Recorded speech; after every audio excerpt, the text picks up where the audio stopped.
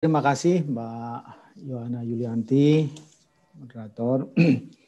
Yang saya hormati Pak Hari Dayana, Pak Anwar Sanusi, Sekjen Kementerian Ketenagakerjaan.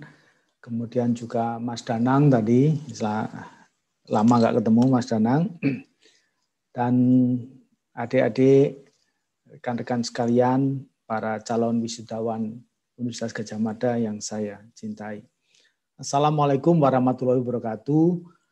Selamat pagi, salam sejahtera bagi kita semua. Om Swastiastu, Namo Buddhaya, salam kebajikan dan salam sehat untuk semuanya.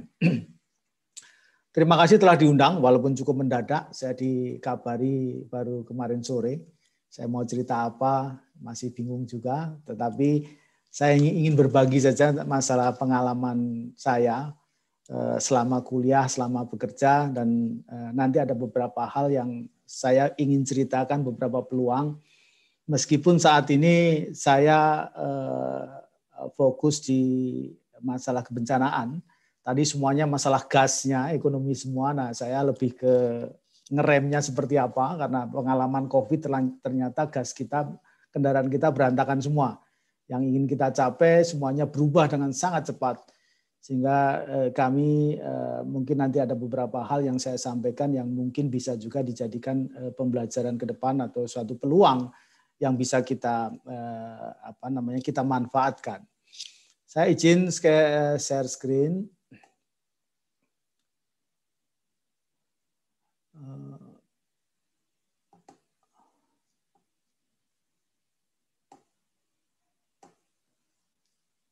Baik, saya kasih judul Bagimu Negeri, apa yang bisa kita berikan kepada negeri kita, yang negara yang sangat besar dan sangat kaya, tinggal bagaimana cara mengelolanya, dan ini sangat banyak sekali potensi-potensi, peluang-peluang yang bisa kita garap, yang tadinya mungkin tidak terpikir. Pengalaman saya itu menjadi sesuatu yang sangat luar biasa. Ini pengalaman masa kuliah saya, ya tadi dikatakan lulusan terbaik, ternyata enggak juga pada saat lulus. Jadi IP saya juga pas-pasan, tetapi pas-pasannya UGM ternyata beda juga, saya bisa diterima di BPPT. Kita ingin ada suatu gaji yang besar, karena orang geologi berpikirnya di perminyakan, semuanya berpikir ke sana, di mana pada saat itu sarjana muda saja begitu lulus sudah bisa beli motor bebek, Honda bebek pada saat itu. Jadi orang berpikirnya kadang-kadang malah tidak berpikir untuk terus sekolah. Nah, pada saat masa kerja, ini juga saya kira didikan Gadjah Mada juga, tadi kita pokoknya nerimo ing pandum, begitu lulus saya ingin tidak tergantung pada orang tua. Saya masuk seperti buruh lepas saja, walaupun saya insinyur geologi, ada lowongan untuk membersihkan kebun karet, nebang kebun karet, ikut juga saya ke sana. Sampai 3 bulan saya ikut di situ. Kemudian ada panggilan, satu-satunya yang menerima saya juga hanya di BPPT, anak buahnya Pak Habibie, tapi kebanggaannya luar biasa. Saya ada di sana, dianggap orang pinter juga, karena masuk di jajaran, di tempatnya Pak Habibie saat itu. Saya tidak berpikir untuk sekolah, tetapi karena semuanya disekolahkan oleh Pak Habibie, banyak peluang untuk bisa sekolah, saya terdorong juga untuk ikut sekolah, dan kebetulan sekolah tempatnya, universitasnya sama dengan Bu Dwi Korita di Leeds University. Saya ngambil jurusan untuk engineering geology. Kenapa itu? Karena waktu awal-awal di BPPT, kerjaan saya terus terang di sana dipercayakan untuk melakukan studi tentang penghubung penghubung antar pulau. Jadi jembatan-jembatan bentang panjang, terowongan dan sebagainya, termasuk Suramadu, Barelang, itu kami ikut studi untuk penjajakan itu sampai ke Selat Sunda. Nah, ternyata di sini setelah saya mengikuti perjalanan di dalam pekerjaan ini saya bisa melihat bahwa SDM itu adalah kunci.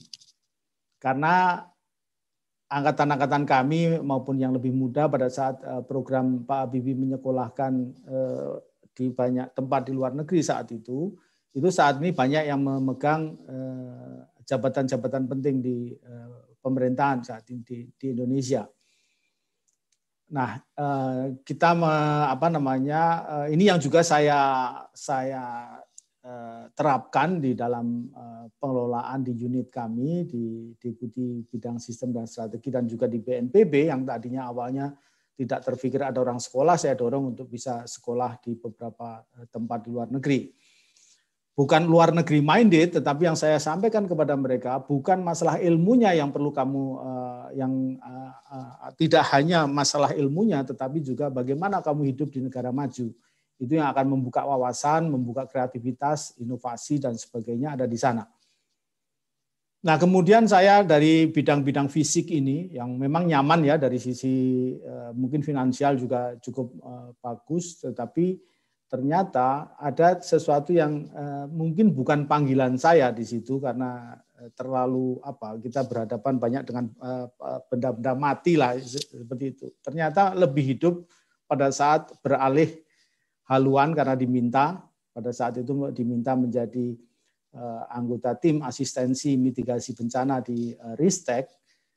Kita beralih ke pekerjaan-pekerjaan yang sifatnya kebencanaan atau kemanusiaan. Nah, ini menjadi menarik karena kita berhadapan dengan manusia dan semakin kompleks kita bisa merasakan bagaimana bencana itu bisa diatasi. Jadi bencana itu bukan masalah hard science, kegeologian dan sebagainya sebagai basic ilmu saya, tapi lebih banyak ternyata mengelola manusia itu menjadi sangat kompleks dan sangat menarik. Dan perlu diingat juga bahwa saya juga terus belajar, terutama belajar dari lingkungan di sekitar kita. Jadi belajar itu tidak mengenal waktu. Dan intinya nanti kalau kita mau sukses, itu Anda harus bisa memahami atau mencari masalah dan mencari solusinya. Ini seperti virus dan antivirus. Semakin susah nanti virusnya, itu semakin mahal nanti antivirus yang bisa kita ciptakan. Itu beberapa prinsip. Nah, ini menarik pada saat saya ya masih junior lah, sekarang terlalu senior saya karena mungkin setahun lagi sudah pensiun. Ada beberapa quote sama petuah-petuah dari para senior yang karena beberapa kali saya menjadi semacam sespri dari kepala badan dan saya bisa mengetahui apa kebijakan-kebijakan para pimpinan. Ini yang dua hal pertama ini yang ditekankan pada saya pada saat saya menjadi sespri di BNPB awal oleh kepala badan. Beliau menyatakan, jangan kamu besar karena organisasi. Jadi artinya bahwa kita tidak perlu menjadi kelihatan besar kalau kita masuk ke suatu organisasi yang besar. Tetapi organisasi ini menjadi besar karena kamu ada di situ. Ini yang terus saya pegang dan saya teruskan kepada staf-staf junior. Kemudian apa yang kamu inginkan, yang tadinya saya beri keinginan ke perminyakan, ini belum tentu yang terbaik untukmu.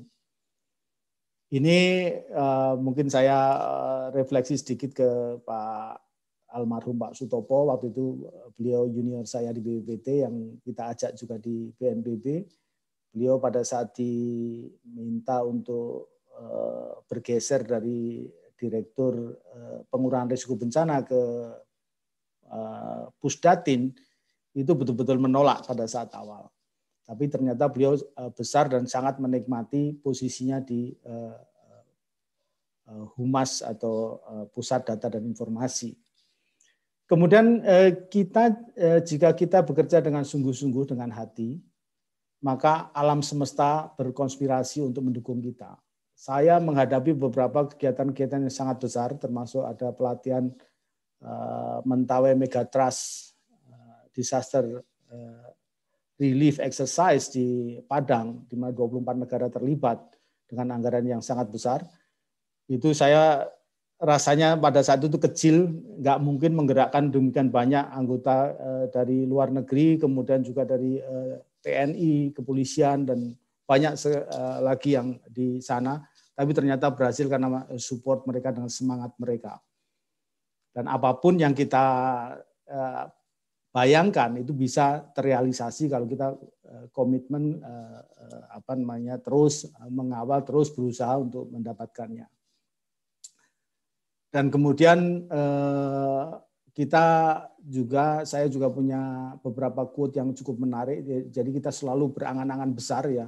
Kita mulai dari yang kecil tetapi langsung kita kerjakan. Jadi jangan terlalu banyak juga berpikir, tetapi harus berani melakukan sesuatu, dan dari situ coba kita evaluasi. Itu juga saya sampaikan beberapa kali kalau ada pekerjaan-pekerjaan, jangan mencari kesempurnaan, tetapi kita coba dulu, nanti kemudian kita sambil jalan kita perbaiki. Jadi, tetapi perencanaan juga cukup matang untuk kita lakukan. Lakukan dari mana kamu berada dan dari apa yang kamu punya dan dari apa yang kamu bisa. Jangan berpikir terlalu sempurna. Tadi sekali lagi bahwa kalau kita bisa ini kita lakukan, dan kolaborasi menjadi penting, nanti saling mendukung. Dan yang penting lagi di dalam bekerja ini, rezeki itu ternyata ada yang mengatur, bukan suatu cash and carry. Saya tidak membayangkan saya bisa menyekolahkan ini pribadi saya, anak saya bisa ke luar negeri, tetapi sebagai PNS itu karena ada beberapa hal seperti mendapat beasiswa dan sebagainya, dan rezekinya sama saja, ini juga rezeki saya akhirnya.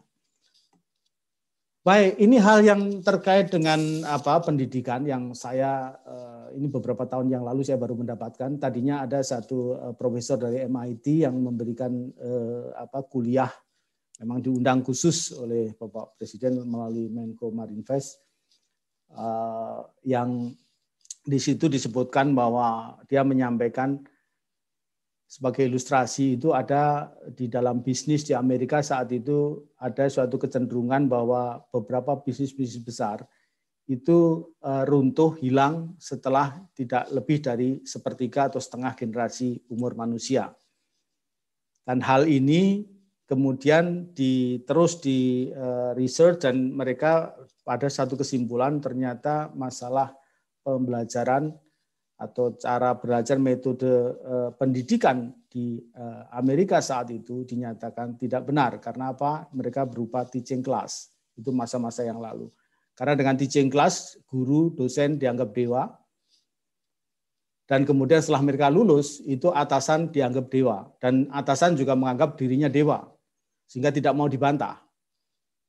Dan ini menyebabkan MIT itu merubah haluan untuk dalam pendidikannya, di mana mahasiswanya diminta untuk pergi ke lapangan, ke masyarakat, untuk mencari masalah, dan kemudian mencari solusi, dan setelah mereka mendapatkan solusi, mereka diajak di kelas untuk diskusi dengan tim yang lain.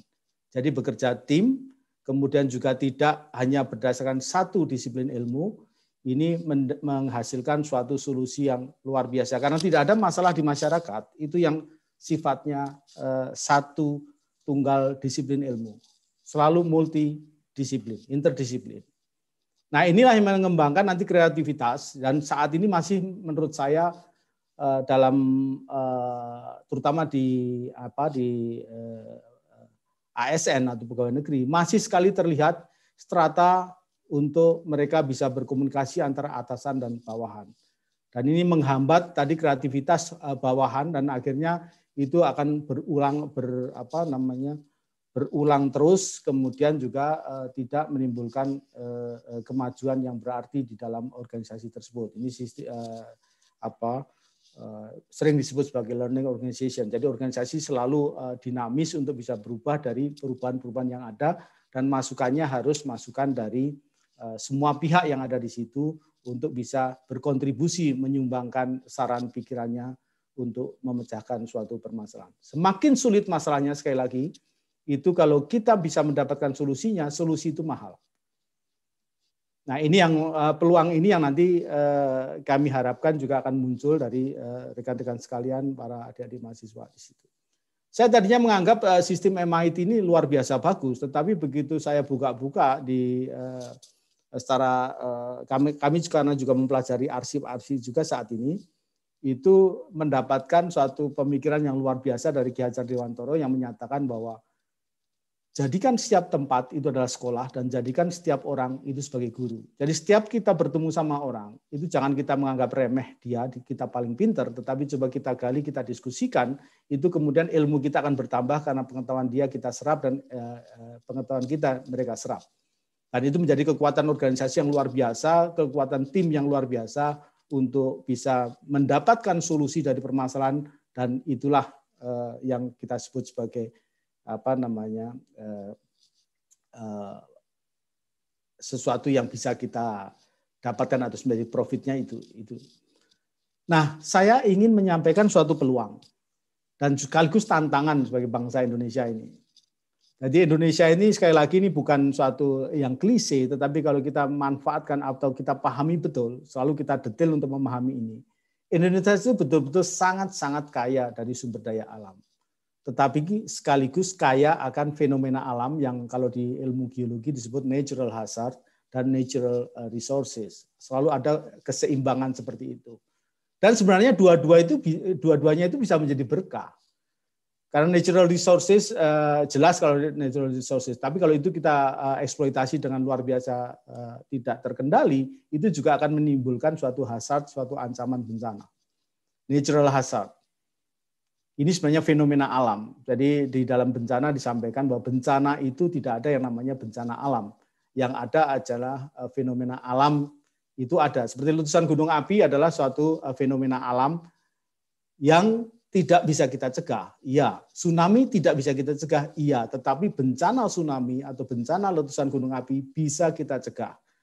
Karena kalau fenomena alam ini tidak mengenai manusia, itu bukan bencana.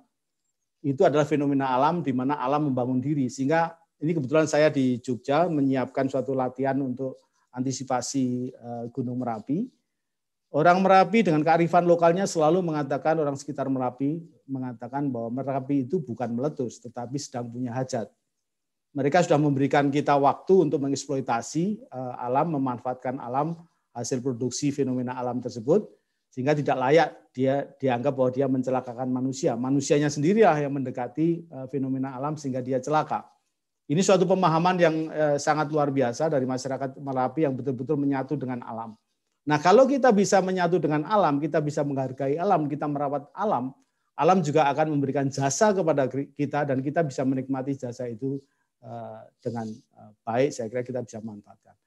Dan Indonesia tadi sudah disampaikan juga punya kesempatan karena punya bonus demografi, tetapi permasalahannya adalah pendidikan sebagian ini adalah rendah dan kurang terampil.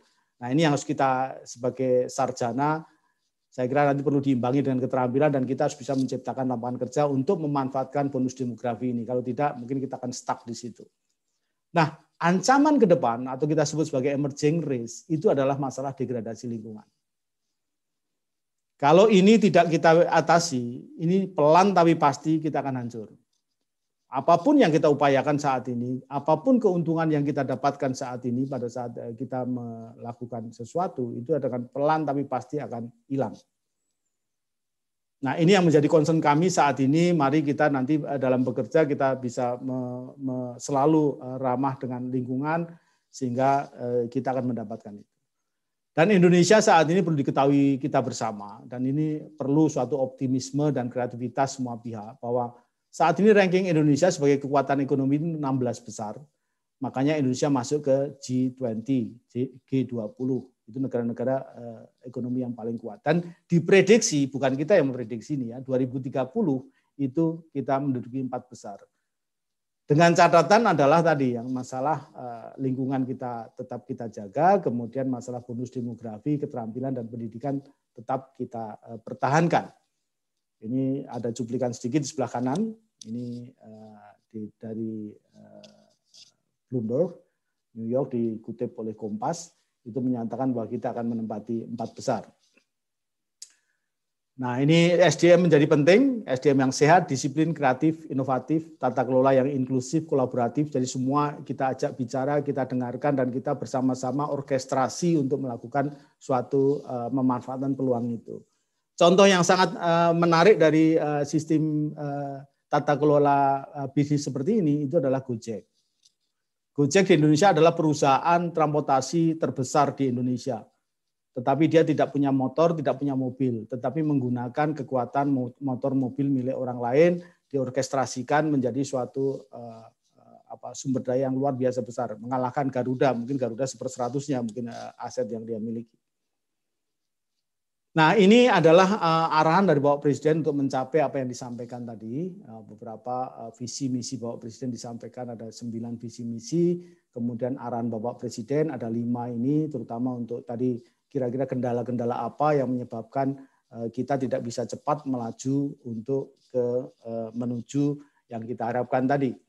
Yaitu prioritasnya menjadi arahannya kita membangun SDM, membangun infrastruktur untuk daya saing juga ini nanti kemudian penyederhanaan regulasi. Kita tahu regulasi kita banyak sekali yang seringkali tidak saling terintegrasi selaras sehingga itu bisa menjadi hambatan. Kemudian juga penyederhanaan birokrasi kita ya pengalaman kami birokrat ini akan bergerak kalau aturannya sesuai dengan apa yang dilakukan. Kalau tidak, mereka tidak berani untuk bergerak. Kemudian transformasi ekonomi. Di sisi kebencanaan itu ada 4 hal yang menjadi prioritas kami saat ini untuk bisa mendukung, yaitu pengembangan wilayah untuk mengurangi kesenjangan, kemudian juga meningkatkan sumber daya manusia yang berkualitas dan daya saing, memperkuat infrastruktur, kemudian juga pembangunan lingkungan. Jadi di bencana kami mengawal untuk semua infrastruktur nanti selalu memperhatikan risiko bencana dan juga di lingkungan, kemudian juga perlindungan sosial untuk perubahan iklim dan bencana alam, dan infrastruktur untuk ketahanan bencana dan investasi untuk pengurangan risiko bencana. Itu beberapa hal yang menjadi prioritas kami saat ini. Nah, kemudian ini sektor yang sangat menarik yang mungkin tidak ada yang belum bisa membayangkan bahwa ternyata masalah pariwisata itu penyumbang devisa nomor 2 di Indonesia saat ini dan mungkin akan menjadi nomor 1. Kalau ini digarap dengan baik, kenapa kami support di pariwisata? Karena selalu pariwisata itu ramah terhadap lingkungan, dan permasalahan utama di bencana, karena 98% itu masalahnya adalah ancaman hidrometeorologi, itu masalah lingkungan. Nah, ini yang kita dukung supaya nanti ada pariwisata aman bencana, di mana lingkungan juga akan diamankan di situ, dan ini yang akan bisa mengurangi kejadian-kejadian bencana di Indonesia. Ini kita support, dan kita tahu saat ini CPO atau perkebunan masih nomor 1, tetapi turis ini terus meningkat menjadi sumber devisa Indonesia, dan ini banyak sekali bisa membuka lapangan kerja. Kalau kita pahami bahwa pariwisata itu tidak hanya sekedar melihat keindahan, tetapi juga bisa pariwisata pendidikan dan sebagainya, itu bisa dikembangkan di sana. Bisnis ini bisnis yang multi aspek ya, sehingga semuanya bisa dimainkan. Bahkan banyak jasa-jasa untuk turisme ini berkembang. Nah, peluang pariwisata yang saat ini itu adalah kita tahu bahwa kelas menengah kita meningkat, harga di Indonesia ini kompetitif, kemudian kekayaan sumber daya alam, biodiversity itu tinggi sekali, semuanya bisa dijual, cuman kelemahan kita adalah narasi kita yang lemah. Kita belum mampu menjual dengan baik, dengan potensi yang luar biasa besar ini. Nah, ini yang saya kira perlu kreativitas, inovasi dari anak-anak muda, karena ini orang-orang milenial, anak-anak milenial ini sangat, saya kira bisa sangat mendukung, karena salah satu kelemahan itu digital tourism, pariwisata yang berbasis digital sangat lemah di Indonesia, Mas Yan. Yang ini perlu kita dorong, kita tingkatkan. Kemudian juga ada peluang besar sekali, meskipun COVID ini menyebabkan ini turun sangat tajam, tetapi dalam waktu dekat begitu COVID bisa teratasi dengan vaksin dan sebagainya, ini akan sangat cepat meningkat. Peningkatan jumlah pariwisata diproyeksi saat itu 1,8 miliar per 2030. Sebagai contoh, Perancis saja bukan menggunakan industri sebagai prioritas, mereka menggunakan pariwisata sebagai prioritas untuk mendapatkan devisa negara mereka. Kita masih di bawah 20 juta, masih nomor 4 di ASEAN, 40 di dunia. Jadi masih banyak terbuka peluang yang bisa kita manfaatkan. Dari mapping yang ada tadi, masalah ranking tadi, ternyata environment, ini Indonesia saya kasih tanda, di Indonesia ini environment yang paling kecil angkanya, rapotnya merah, karena kita banyak sekali pencemaran dan kerusakan hutan. Nah, ini yang perlu kita bersama, suatu gerakan untuk mengamankan atau memperbaiki hal tersebut. Nah, ini beberapa hal saya kira ini yang saya perlu menunjukkan bagaimana rusaknya environment ini yang perlu kita perbaiki. Kenapa rusak? Karena memang pertumbuhan penduduk yang luar biasa meningkat sehingga eksploitasi lahan untuk keperluan energi atau pangan bagi masyarakat atau manusia ini menjadi meningkat tajam. Hutan dibakar, ini hampir 100%, 99% hutan-hutan itu dibakar untuk dirubah menjadi kelapa sawit dan sebagainya, semuanya untuk komoditas manusia.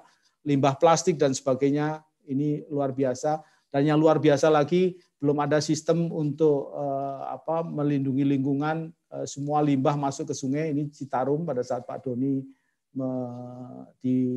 ditugaskan untuk program Citarum Harum, ini menyebabkan ini limbah-limbah medis, ada tulisan HIV, ada bekas darah diambil seperti ini, bekas organ masuk organ tubuh manusia habis operasi masuk semua ke sungai. Dampaknya adalah sumber daya manusia kita terancam. Sekarang banyak sekali anak-anak di bawah usia 5 tahun gagal ginjal. Pada usia-usia kami yang baby boomers, kelahiran 60-an, itu jarang sekali ada orang gagal ginjal pada usia di bawah 40 tahun. Tapi sekarang sudah merangkak sampai ke di balita pun banyak yang cacat karena logam berat, tambang menggunakan merkuri dan sebagainya, dan ini akan menekan pariwisata. Sekali lagi, kenapa pariwisata? Karena itu mensupport lingkungan, dan lingkungan itu menyebabkan bencana teratasi, karena bidang saya di bidang kebencanaan. Sebagai contoh Citarum, tinja manusia per hari 35 ton per hari masuk ke sana. Tinja hewan, sampah, limbah industri, itu semuanya masuk ke sana, dan bersyukurlah saat ini bahwa itu bisa lumayan teratasi sehingga ikan-ikan endemik yang ada di Citarum mulai muncul lagi. Berarti ada perbaikan kualitas air di situ. Bisa dibayangkan air Citarum adalah air baku untuk air minum di Jakarta, dan itu mengenai semua penduduk Jakarta karena air yang dihasilkan oleh PDAM itu bukan kualitas sumber kualitas air minum, tapi kualitasnya masih air mandi. Jadi M-nya itu bukan minum tapi mandi, karena masih mengandung hal-hal yang masih bisa membahayakan kesehatan kita. Dan ini akan mengancam sumber daya manusia ke depan, dan daya saing kita akan tidak akan baik kalau dari awal sudah ada masalah di sini. Nah, belajar dari pandemi, sebenarnya bangsa ini punya kekuatan yang luar biasa. Ternyata pandemi, bencana-bencana besar yang mendunia, mengglobal, itu perlu kemandirian. Indonesia penghasil APD terbesar di dunia, tetapi hanya sebagai tukang jahit. Tetapi begitu ada rebutan masalah APD, ini kita mampu menghasilkan bahan baku APD yang standar WHO. Nah, hal seperti ini, obat dan sebagainya. 95% alat dan obat di Indonesia itu impor. Sehingga pada kasus-kasus saat ini, di mana kami ikut melaksanakan untuk penanganan COVID ini menjadi ketergantungan itu menjadi salah satu faktor risiko kita terdampak lebih berat. Dan sebagai optimisme kita, kami dengan Gajah Mada itu menghasilkan ISO 22327 Guideline for Implementation of a Community-Based Landslide Early Warning System. Ini hanya mungkin satu-satunya negara berkembang yang bisa mengajukan ISO standar dunia dan diterima. Ini dengan Gajah Mada. Kemudian Global Champion, produk alat material kesehatan. Ini beberapa universitas begitu dikasih peluang, dikasih kesempatan berkembang dengan cepat. Ini sebenarnya mestinya juga ada keberpihakan dari pemerintah untuk memberi kesempatan ini berkembang, dan saya kira ini akan membuka banyak lapangan kerja setelah itu. Kemudian target-target kebencanaan, mengingat negara kita adalah negara yang bahasa optimisnya bukan sebagai supermarket bencana tetapi laboratorium bencana, itu mestinya menghasilkan banyak metode, banyak teknologi, dan banyak industri industri solusi bencana. Nah, kalau kita bisa menggunakan ini, kesempatan ini, kita akan menjadi pusat unggulan dan pusat industri, seperti saya sampaikan. Dan teknologi akan bisa merubah budaya, karena pada prinsipnya bencana itu adalah masalah budaya yang harus kita rubah. Dan teknologi yang sederhana ternyata mampu merubah perilaku kita. Contohnya apa? Contohnya di PT KAI.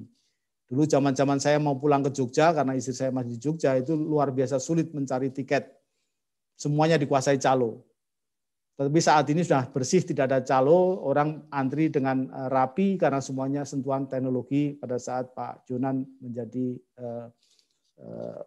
Menteri Perhubungan untuk KAI ini.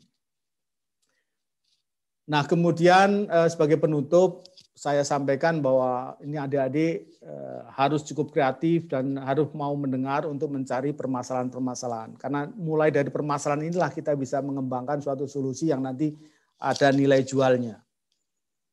Siapkan strategi untuk solusi perencanaan yang inklusif, artinya bahwa kita ajak semua pihak untuk terus berdiskusi dan kolaborasi. Kemudian kita laksanakan, kita pantau secara terukur. Kemudian juga leadership ini sangat penting ya, kalau leadership yang sifatnya bukan komando tetapi ikut mendengarkan, kesepakatan, konsensus sebagai suatu orkestrasi seperti yang saya sampaikan dalam Gojek tadi. Dan itu saya kira tipikal untuk kaum milenial untuk menjalankan bisnis. Pemanfaatan teknologi tadi sudah disampaikan juga, dan ini perlu big data. Di kami di bencana saya membayangkan bahwa 2024 early warning kita sudah bukan lagi sirine dan ada petugas, tetapi sebagaimana di Google Map, semua orang bisa mengambil keputusan untuk keselamatan dirinya sendiri. Kalau daerah ini adalah macet, saya tidak mungkin akan masuk ke sana di daerah macet. Kita akan jadi bencana karena macet di situ. Saya tidak perlu polisi, yang saya perlukan adalah handphone dan informasi. Nah, untuk itu kolaborasi semua pihak untuk berbagi data menjadi suatu big data, ini menjadi kekuatan kita. Jadi kita tidak bisa bekerja sendiri-sendiri. Dan kemudian fokus strategis terkait dengan kita harus semua bekerja ramah lingkungan. Kan kalau tidak, itu mungkin apapun yang kita siapkan, begitu sekali hantaman seperti COVID ini, semuanya akan selesai, semuanya akan runtuh. Dan perlu diingat bahwa COVID ini, SARS-CoV-2 ini, itu para peneliti juga menyampaikan bahwa mungkin juga karena ada perubahan lingkungan.